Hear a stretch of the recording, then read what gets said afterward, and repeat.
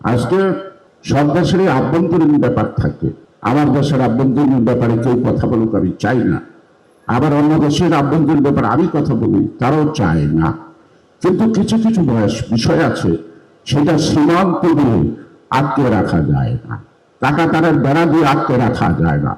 যেমন মানবতা বিরোধী কাজ, এটা সারা গ্লোবালি প্রোটেস্ট করতে পারে।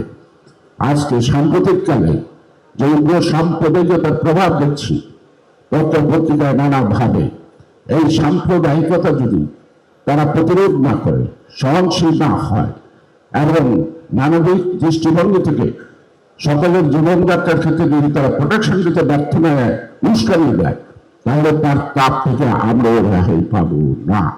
বাংলাদেশের জন্য আজকে তিনটি সমস্যা, পানির সমস্যা, পরিবেশের সমস্যা, আরেকটি সাম্প্রদায়িক শক্তি উত্থানের সমস্যা।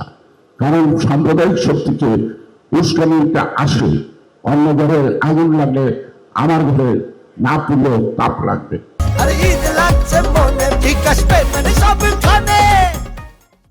সুতরাং আমরা একটা তাপ অনুভব করছি, সেই কারণে আমাদের সজাগ থাকতে হবে।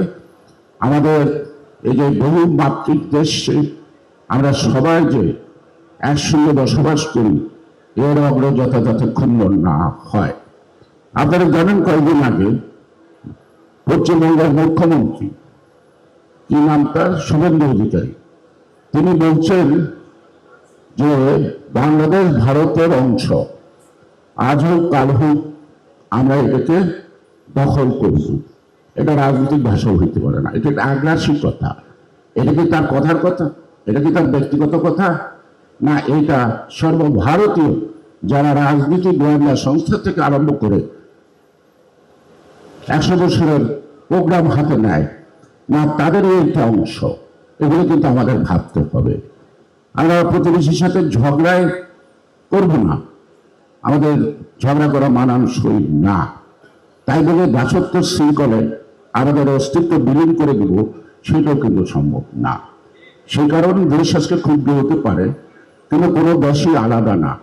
আজকে গ্লোবালি সকল দেশই সকল দেশের আশেপাশে আছে। আজকে মধ্যবর্তী যুদ্ধ ইরান আর ইসরায়েলের মধ্যে সীমাবদ্ধ নাই। এটা যদি গতিপথ থামা আছে, যদি থেমে যায় ভালো, তা নাহলে এটা সারা বিশ্বকে গ্রাস করবে। সেই কারণেই আজকে আমরা ফ্যাসিবাদকে তাড়িয়েছি, আমরা ভাবছি খুব ভালো আছি। না, ফ্যাসিবাদের কয়েকটি লোক তাড়ানো হয়েছে। ফ্যাসিবাদের চরিত্র কিন্তু বিরাজমান আড়ালে আবডালে।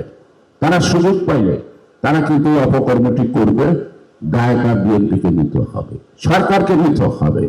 সেই কারণেই আমি বাংলাদেশের একজন নাগরিক হিসেবে বলবো, আমার দেশের প্রত্যেকটি নাগরিকের যে অধিকারগুলি আছে, সেটা আন্তর্জাতিক হোক দেশীয় হোক, সেই অধিকার প্রতিষ্ঠা করার ক্ষেত্রে আমাদেরকে সংঘবদ্ধ হতে হবে, জাতিকে ঐক্যবদ্ধ করতে হবে।